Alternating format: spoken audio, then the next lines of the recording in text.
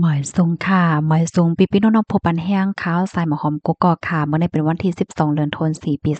2025ในตอนรายการเฮาค่ะตอนในเดียวเนาะพี่น้องค่ะมารับถอมด้วยข่าวง่าวค่ะเนาะเปิงเป็นในเป็นที่เมืองโกริยาจานค่ะพี่น้องค่ะด้วยดีในแคบพังในค่ะนะเส้นตาสายตั้งค่ะเนาะลิ้นในมันหยดมันหล่มกว่าจึงในเมื่อเหลียวเจ้าหน้าที่วันเมืองเขาเนี่ยก็ให้กวนวันกวนเมืองอันอยู่หิมห้อมเจ้าในอ่อนกันเงิงแว กว่าอยู่ต่างที่ต่างตั้งตีอันลอดเพศนั่นว่าหนังไหนค่ะ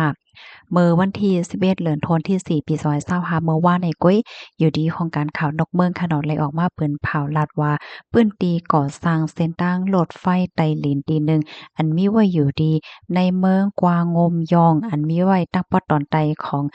เว้งหลงโซเนาะเว้งหลงของโกริยาจานค่ะเลยเกิดขึ้นเปิงเป็นลิ้นมันหยดมันหล่มนะคะเฮ็ดให้ก้นหาหลายกว่า 1ก่อค่ะเมื่อเหลียวตั้งฝ่ายเจ้าหน้าที่ภูมิพลพรเขาเนี่ยก็ออกคอสั่งให้เอาก้นวานก้นเบิ่งอันอยู่เซากินทางบ่อยู่ขิมฮ้อมเจิ้นนั้นๆกว่าอยู่ดีรอดเพโจข้าวว่าไหน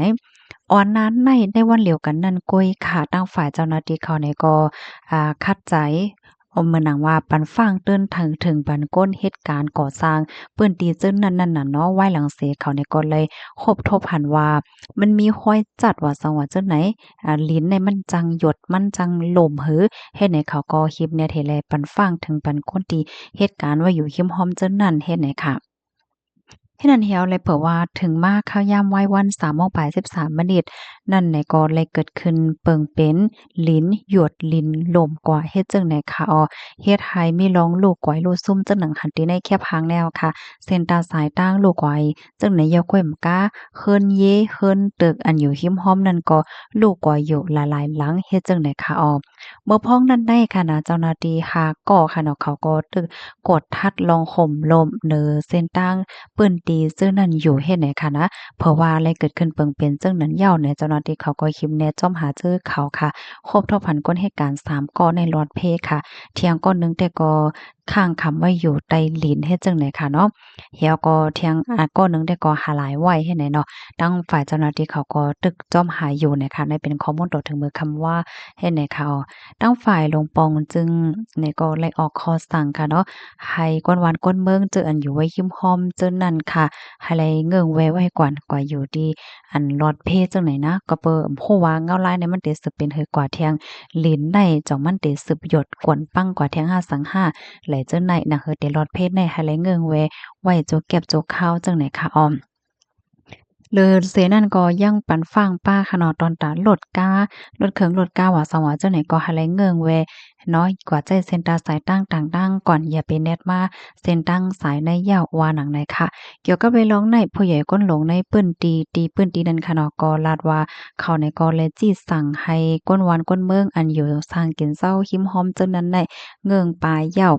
เนาะตั้งฝ่ายก้นวันก้นเมืองเขาเนี่ยก็อ่อนกันค่ายกว่าอยู่จอมคงเห็นว่า ปื้นตีอันกว้างอันมีตีรอดเพจังได๋เนาะก็อยู่ที่นั้นไว้จกแก็บจกข้าวเหย้าให้ในเขาเฮแลมื้อเหลียวตั้งฝ่ายเจ้าหน้าที่เขาและภูมิพลพรเขาหลายปานหลายฝ่ายเนี่ยก็ตึกขัดใจเฮ็ดสร้างนาทีพลพรแล้วก็กดทัดลองตั้งเปิงเป็นมันเห็นเลยหาลายตั้งแก้เล็ดแก้ไขกว่าอยู่ว่าไหนข้อมูลอันนี้ค่ะเลยไปมาดีเว็บไซต์อันมีชื่อว่าย้อนแฮปนะคะเนาะไลต่างไว้นะคะในเปิงเป็นที่เมืองโกริยาจานนะคะเนาะ ข่าวง่าโหนในออกมาหลายหันอะหลายก็ปันตั้งหันถึงค่ะเนาะว่าเพราะว่ามาด้วยตีกริยาก็ใกล้ๆไหลยินข่าวเปิงเป็นจังไหนค่ะเนาะเมื่อป่นมาหึงสังในเมื่อหนังโลดก้าและตั้งโลดเครื่องค่ะเนาะตึกคอกว่าจ้อมตั้งอยู่ลีๆก็เป็นลูกหลุมเหวก็หล่มลงกว่าเมื่อนั้นก็มีก้นหอรถเครื่องตกก่อนในลูกหลุมให้ไหนค่ะเนาะที่เมืองโกเรียจ้านเมื่อเหลียวก็แค่ว่ามีข่าวง่ามาแฮงไว้ค่ะเนาะฝ่ายทางการเมืองก็มีลองสุกยุงไว้ป้าเหมือนกันไหนน่ะไหนค่ะลูกดินในเหและกำในมาด้วยเมืองเฮาค่ะเนาะดินในเมืองห่มตุ่มเฮาค่ะในก็แผ่นดินในไหวเที่ยงในว่าไหนนะตึกไหวเยาไหวเที่ยงติๆค่ะเนาะมันก็อำไปกึดแต้ๆจังไหนค่ะเมื่อวันที่ในวันเหลียวก้อยค่ะว่าอิงซันแผ่นดินไหว5ปอก5กัมไหนค่ะเมื่อวันที่11เดือนธันวาคมปี2025ค่ะห้องการไฟฟ้าราศีเปิ้นภาวาในวันเหลียวก้อยอิงซันแผ่นดินไหวที่ในเมืองคมตมเมียนมาปอดกลางเที่ยงค่ะบอกว่าจังไหน เมื่อวันที่21วันที่11ค่ะเนาะตั้งแต่8:44ต่อถึงหัวค่ำ3โมงปลาย19นั่นแผ่นดินไหวอิงสั่นหลายที่หลายตั้งเหมือนจังหนังเจอเว้งตุยวันตวินเนาะตองโง่บลายแลตับโกงเขาเจ้าไหนอันเป็นศูนย์กลางมันเสียก็สั่นกว่าว่าจังไหนได้ขอเปิ้นเผาในไว้ว่าแห้งสั่นแผ่นดินไหวนั่นเต็มอยู่ม3ถึง5ลิตรเจ้าไหนเนี่ยค่ะจะเมื่อวันที่28เดือนธันวาคมปี2025นั่นน่ะเนาะแห้งสั่นไหว7.7ลิตรนั่นมาเสียก็ไหว้นั่นก็อิงสั่นอันอ่อนอำป้อแห้งมันในเป็นมาจอมในมีถึง1ปาก19ปอกจนในยาวเฮ็ดไหนค่ะข้อมูลในคาลิปินมาดีของการข่าวเงาหางเสียงใต้เต็มต่างไว้ในข่าวค่ะอันนี้ก็เป็นแผ่นดินไหวหลังไหวเลื่อนค่ะเนาะเขาห้องว่า after shock นะคะเพราะว่ามาด้วยอันเป็นโพโรงเรียนเขาค่ะเนาะเขาทัดสร้างในแต่ก็อันเป็นแผ่นดินไหวในแผ่นดินไหวย้อนหลังในเตจังเป็นเที่ยงหลายเลินอยู่จังไหนค่ะบางปอกในจังถึงปีจังไหนลูกกว่าไหนค่ะก็เปิ้นนั้นแล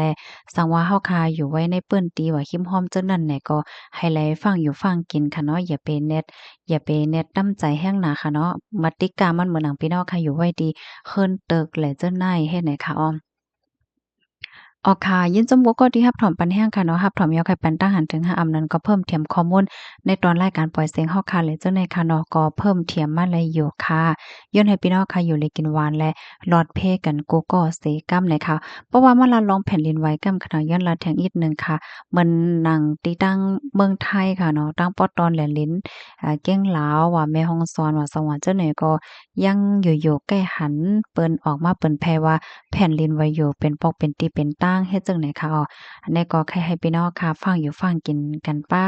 ในเนาะป้อเฮาฟังไว้ในลีเหลือสิไว้ฟังค่ะแทงลองหนึ่งก็อันลีไล่ฟังในลูกหลุมอันที่มันหยดมันเป็นลูกเป็นหลุมกว่าไหลเจ้าไหนก็เป็นลงติลีตกใจอยู่หนังเก่าค่ะก็เปอว่าที่เฮาขับไปกว่า5กว่ามาๆ5ลูกหลุมในมันได้หยดได้ปังในเฮาก็บ่ฮู้ค่ะเนาะอันนี้ก็ฟังไว้ก่อมพิษนะคะฝ่ายหนึ่งก็แค่ปันฟังพี่น้องค่ะป้ามันก็ในเอาเงินเอาคำกว่าฟังลิ้นไว้เนาะประวัติได้ลิ้นมันยุบมันหังว่าในอันคำพี่น้องเฮาค่ะที่ฟังไว้จังจังไหนมันก็จังไข่ตีมันหาสังหารเนี่ยก็ให้แลสติป้าน้อยยินจมเย็นนำก็ที่รับถอมปันแห้งข่าวหมอยสงค่ะ